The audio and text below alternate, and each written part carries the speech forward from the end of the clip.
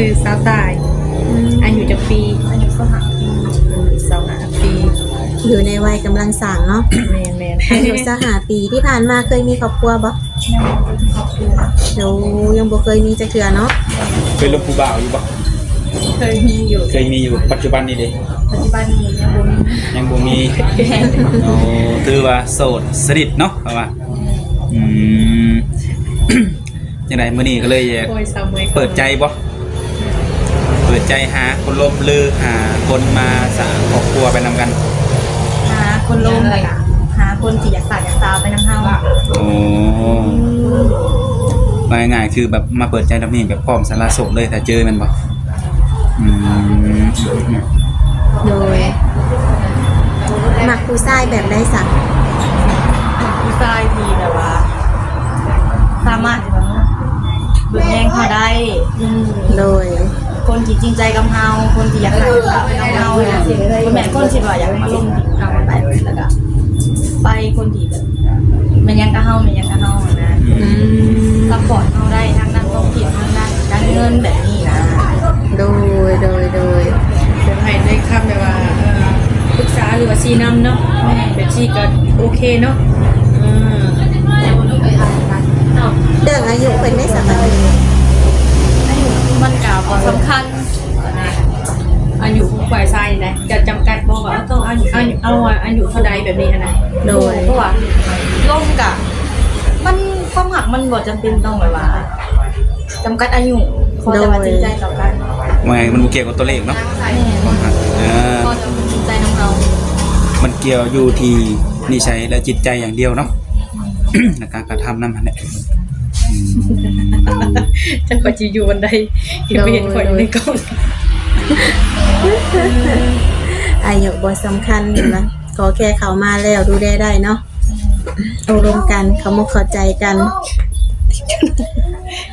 นาะก็ถือว่าสำคัญในด้านนี้เนาะ ผู้เจ้าผู้งามแฮงเป็นไปได้จึงได้สูบนี่ เขาบ่มีคนลมบ่มีคนแตะ เป็นโสดมาได้ด้นมาได้แล้วนี่ ที่เขาสอนที่แล้ว ถือว่าโลด ยาวนาน อืม มีผู้บ่าวมาเซลบ่ในปัจจุบันนี้ มีอยู่แต่กะพอจะเขาแบบหยอกซื่อๆนี่นั่นแหละเขากะหายไปเสีย เขามาหยอกที่ซื้อที่หยอกก็คืออาจจะคิดว่าที่เจ้านี่มีแฟนแล้วคนแบบนี้ หนักขนาดเจอแม่ เนาะเห็นผู้เจ้าผู้งามเด้ แล้วผู้บ่าวมันก็สิว่าหยอกอันหนึงก็มีแฮงสิว่า เขาแบบสังเกตว่าเฮานี่มีผู้บ่าวแล้วสินะ แม่น หรือว่าเขาก็ย่างเฮาเป็นตัวบอกว่าเฮาไว้มีผู้บ่าวสินะแต่แทนบ่มี ๆโดยคือแบบบางทีงานทำมานี่ก็บ่คิดหรอกว่าเจ้าสิเป็นโสดอยู่มื้อนึงไงนะทำไปทำมาเป็นโสดอีหลีเนาะทุกคนก็เลยเปิดใจหาคุยเพิ่นเลยซะมื้อนี้ โดย แล้วปัจจุบันนี่เฮ็ดเวียกเฮ็ดงานหยังทุกปัจจุบันนี้ เป็นแม่ค้าเช้าขายขายเครื่องทำบุญนำตลาดนัดขายพวกเครื่องกินแบบนี้มากเด็ดด้วยขอน้ำแม่ถ้ามีบุญมีหยังก็เฮ็ดบุญกินเฮ็ดปิ้งจามพวกพัดพวกหยังขายน้ำบุญ มีรายที่ว่ารายการในกองทำมือ โดยมักในการค้าขายอยู่แล้วเนาะโอ้ มันก็รายได้ก็พอแต่ได้อยู่ได้กิน โดย พอสิได้เก็บเงินที่ว่า อืม กับพอผู้ขาทงเนาะ แม่ พอได้ใช้จ่ายในครอบครัว คืออะไรอยู่บ้านเฮาเนาะก็พออยู่พอกินอยู่บ้านเฮา ทั้งชาวใต้นี่มีไอ้เอื้อยน้องจักคนซะ มีไอ้น้อง3คน ทั้งจะเป็นลูกสาวหลาบ่ ก็เป็นลูกสาวโกกต้อง โอ้ ทุกอย่างมันต้องไปขึ้นน้องข่อย โอ้ทั้งจะ โต ลูกสาวคนโตว่าซั่นๆเนาะลูกสาวกกลูกสาวนั่นเอง โดย ส่งน้องแน่ส่งน้องเฮียนน้องก็ยังบ่จบ ทั้งสอง น้องอยู่ห้องมอใดน้องเนาะ อยู่กลางเพื่อนอยู่อันเรียง โอ้ ต่อวิชาชีพ โดย กุหลาเลยเรียนอยู่ของม แต่ละคนนี่เนาะก็ถือว่าโอเคเบิดเนาะ แม่นคือทางสไตล์ต้องหาเงินส่งน้องเฮียนนำบ่ .4 แล้วก็ ครอบครัวพ่อแม่อีกเด้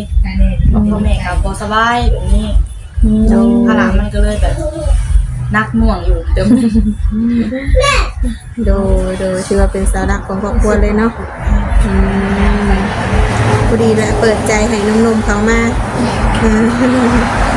บ่ภาระ แม่นให้กำลังใจพร้อม แม่น มันมีอยู่ว่าคนเขามานี่นะ คือแบบถ้าว่าเมื่อใดมันได้สร้างครอบครัวจังซี่นะถ้าเกิดว่าฝ่ายชายนี่อยากได้จะไปอยู่นํสามารถไปนํได้บ่ มันก็ต้องขึ้นกับสถานการณ์นี่นะมันก็ต้องมีจังหวะของมันคือเฮาก็ต้องถ่าให้น้องสาวทั้งสองจบก่อนแบบนี้นะถ้าสมมุติว่าเฮาไปเลยเนาะ โดย น้องก็ยังเรียนอยู่เลยบ่มีคนอยู่นำพ่อนำแม่ โอ้ ก็สามารถที่จะไปนำได้ แต่อนาคตก็บ่แน่น้องสาวจบปริญญาเอกน้องก็สามารถไปได้ โดย โดย เหตุผลของเปิดให้ได้ทุกคนเนาะที่คนนี้ก็ถือว่าเจ้านี่เป็นเด็กกกเนาะทางน้องเพิ่นก็ยังบ่ทันแบบว่ามีเวียกมีงานหรือว่ามีครอบครัวแบบ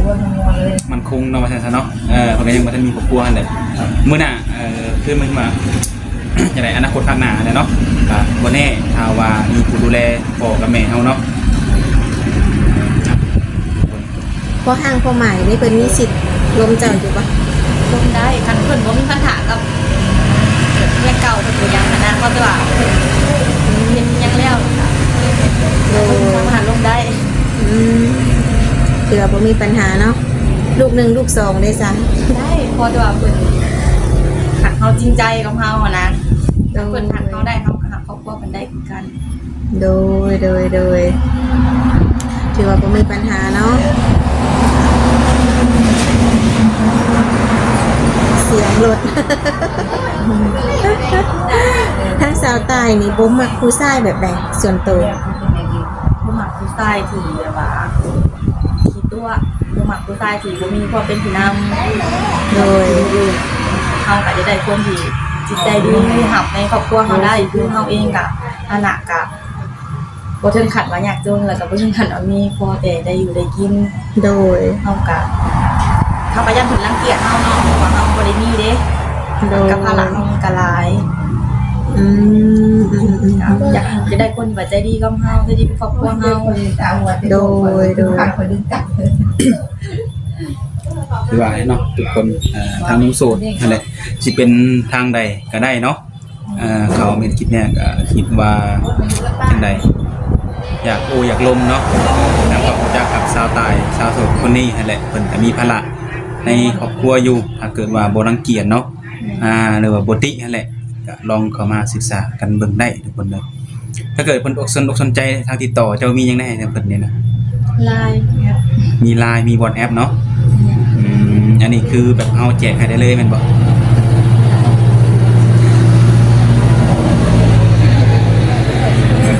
มื้อนี้ก็สัมภาษณ์อยู่แคมป์ทางเนาะอาจสิมีเสียงรถแหน่เด้อทุกคนเด้อแต่ทางสาวใต้แบบมักผู้บ่าวเฮ็ดเวียกเฮ็ดงานหยังสไตล์ มันก็แล้วแต่ผู้ของมันเนาะบางคนก็ค้าขายเขาแต่ว่าทำมาหากินมีเวียกเฮ็ดมันคงแน่หรือว่าสามารถเพิ่นแก้เขาได้ว่าซั่นซะ โดย คือว่ากุ้มเพิ่นเองหรืออีหยังแบบบ่เป็นภาระของคนอื่นจ้ะ แบบว่าสามารถสร้างอนาคตได้จังซี่เนาะ แม่ เป็นเวียกหน้าที่แบบมั่นคงนั่นแหละ รู้จักเฮ็ดรู้จักหารู้จักหา โดย ประเทศต่าง โดย ถ้าหากว่าแบบคนทางไกลสินะคนแบบต่างประเทศจังซี่นะเห็นจะแล้วในมื้อนี้แบบถึกอกถึกใจแบบอยากมาเยี่ยมมายาหรือมาหาฮอดฮอดซานจังซี่นะทางสไตล์จะสะดวกให้มาอยู่บ่ ๆมาได้ที่ลึกกายเนาะก่อนสินะก็ได้อยู่สามารถมาหาได้ โดย เป็นอยากมาเยี่ยมมายามเด้อมาเบิ่งตัวจริงหั่นแหละแล้วก็อยากให้ทางสไตล์ก็เบิ่งตัวจริงทางเพิ่นนำว่าฮักได้บ่อายุประมาณนี้หน้าตาแบบนี้เนาะ โดย ก็คือสามารถมาได้ทุกคน เพิ่นชวนไปเที่ยวได้ซะไปบ่สไตล์ ไปเที่ยวนี่มันก็จะหาเวลาอย่างน้อยๆนึงเนาะว่าเฮาก็พนักงานเขาเป็นสาระของครอบครัวเนาะภาระมันก็หลายไปก็ พ่อแม่ก็บ่มีคนอยู่นำอีกแบบนี้นะ โอ้ยกูช่วยเวียกช่วยงานพอดีงั้นบ่ แม่น โอ้ไปดำมือลำสองก็บ่ได้บ่ ค่ะมันก็แล้วแต่สถานการณ์อาจจะไปได้ก็มี มันก็ต้องหามื้อหาวันมันได้ ก็คือให้ตอบตรงๆตัวนี้คือสิบ่ได้เนาะเฮาต้องเบิ่งว่ามื้อนี้เฮามีเวียกบ่เนาะจังซี่เนาะหรือว่าอาทิตย์หน้าเฮามีงานเข้าบ่หรือบ่มีเนาะมันจังสิแบบตอบได้ว่าไปได้หรือไปบ่ได้เนาะ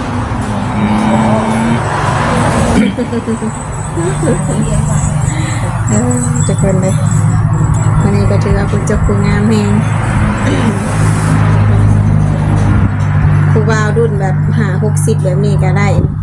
ได้พอจำกัดอายุ บ่ติเพิ่นบ่ บ่เขาจะว่าจริงใจนำเฮา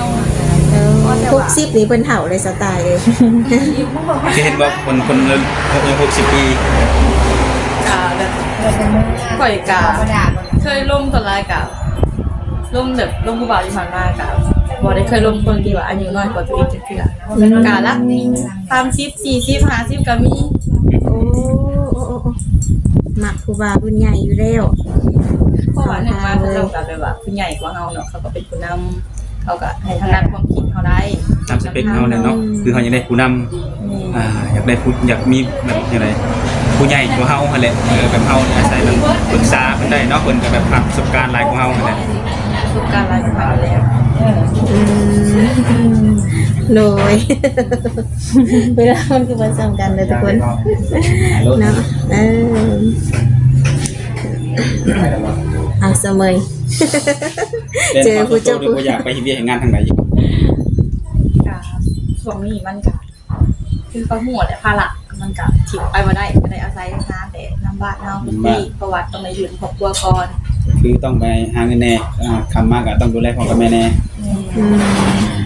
ได้ทางสาวใต้บ่เคยลงไปไทยเทื่อบ่ บ่เคยไปจักเทื่อ ขออนุญาตถามพ่อทั้งแม่อายุหลายปานใด บ่ 50ปลายโอ้ทั้งแม่ได้ซะ สำคัญ สำคัญ สำคัญ กันเลยเนาะ เพิ่นบ่ได้มีพยานหยังติดตัวบ่ แม่เราคนบ่แข็งแรง โอ้ มันมานักตัวนี้แหละนะก็คือว่าพ่อแม่เฮาก็บ่แข็งแรงแม่คือแม่เราก็เป็นหลายโรคเบาหวานทำกันจุงคือมาถูกหัวใจแม่นี่ค่าใช้จ่ายมันก็ฟุ้งมันก็แบบสิบ่พอนะบางเดือนจนแบบว่าต้องคิดว่าเอาสิเห็นแนวใดสิเอาแนวใดให้มันทันเพราะว่าค่ายามต้องได้จ่ายทุกเดือนเลย ทุกเดือนเฉลี่ยประมาณใดจากยาแต่ละเดือน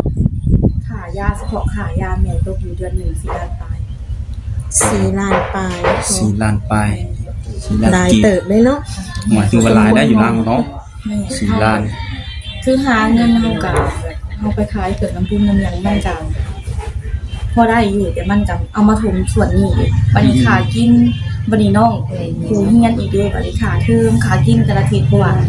น้องไปเฮียนอยู่ในเมืองมันก็ค่าใช้จ่ายมันก็หลายพอสมควรของก็ต้องได้เช่าเขาก็ต้องได้ซื้อแบบนี้นะ แม่นอยู่แต่ว่าเฮ็ดให้เฮ็ดนาบ่ซะแต่ละปี ก็เฮ็ดน้อยแต่ว่าเฮ็ดหน้าเขาเจ้าบ่เฮ็ดหน้า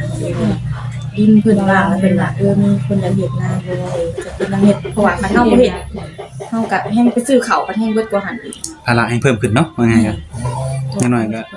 เฮ็ดนาบ่ได้ซื้อข้าวแต่ก็ซื้ออย่างอื่นแทนเนาะมันก็ประหยัดไปอีกตัวนี้กลุ่มบ่แหละเฮ็ดนาเลยครับแต่ละปี กุ้ม อ๋อ ก็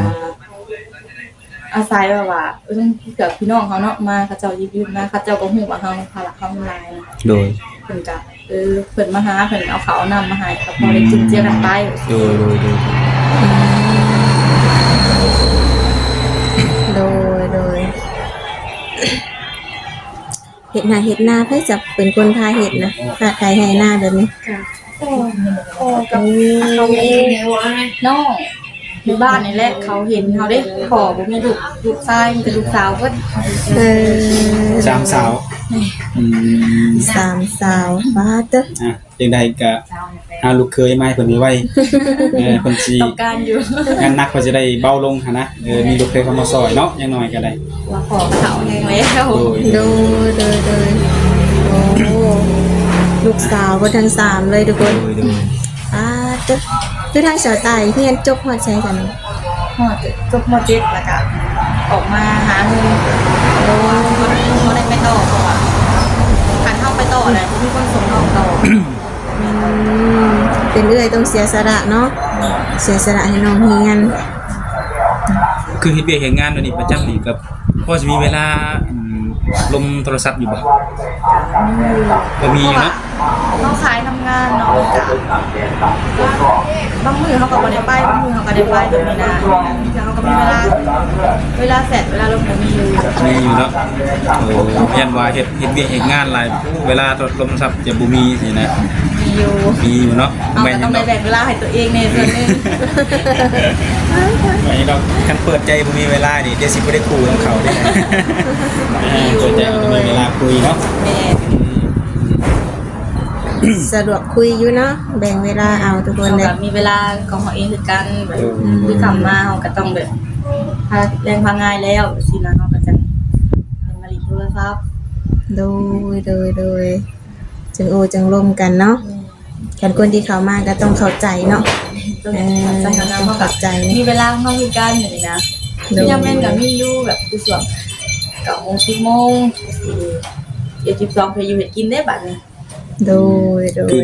การตกแต่งงานถ้าเขาได้เหมือนกับเจ้าเป็นคนจัดการมันบ่ เก่า ชื่อว่าตรงสเปคนมๆเลยได้เฮ็ดแนวอยู่แนวกินเป็นเบิดค้าขายก็กิน บ่แม่นเด้ว่าได้ครูมาเพิ่นให้สั่งให้แต่อันบ่ได้เป็นเด็กไว้เลยเนาะ บ่มีเนาะแต่ในเรื่องแบบในส่วนตัวของผู้ชายแบบเจ้ามีข้อตำหนิใดบ่ที่เจ้าบ่มักนะแบบว่าพวกแบบจังได๋แบบกินเมาดื่มสุราสินะ กะสำหรับเฮาเนาะผู้ชายแบบกินเหล้ากินเบียร์บ่ไปเล่นเที่ยวไปได้ขอจะว่าให้บอกแล้วหูโมงแล้วให้กลับมันจะเป็นจังหวะคือคนเฮาเนาะคันว่าอยู่ใกล้กันมันก็เฮาก็บ่สามารถหาทายนี้ได้ โดย เป็นความเสียใจที่จะว่าไปไสก็ให้บอกกันก่อน โอเค โดย พอโมงแล้วก็มื้อนะ โดยยันว่าบอกว่าอย่ากลับเด้อว่ะว่า4:00 นกลับว่าก็คือประมาณนี้เนาะก็คือแบบคนกินเหล้าหน้านี่ก็คือบ่ได้อยู่ทุกคนเขาก็มีหมู่มีสังคม โดย ฝ่ายชายของเขานี่มีสังคมคือกันให้เขาถิ่มมาให้เฮาก็ คือไปบ่ได้เพราะว่าเพิ่นรู้จักก่อนสิมารู้จักนำเฮาอีกเนาะ เขาก็ต้องแบ่งเวลาให้เป็นอยู่กับหมู่ได้ก็ต้องแบบให้เวลาเขาได้ ก็คิดชื่อคือเฮาแหละเนาะว่าไงเนาะเฮาก็มีคือกันนั่นแหละโมเมนต์แบบนี้เนาะว่าซั่นซะ โดย จังได๋ก็แล้วแต่ก็คือไปให้ลามาให้บอกกันเลยเนาะก็คือสิบ่มีหยังหลายดอกป้าเปิดใจมื้อนี้เป็นครั้งแรกก็สิขอถามซะนี้แหละเนาะถ้าเกิดว่ามีคำถามใดที่หนุ่มๆท้องคาใจอยากรู้เนาะเกี่ยวกับชาวใต้ลองทักเข้ามาคุยเป็นการส่วนตัวเพิ่นได้เพราะเพิ่นก็มีเฟซมีไลน์แจกให้แหละเนาะโดย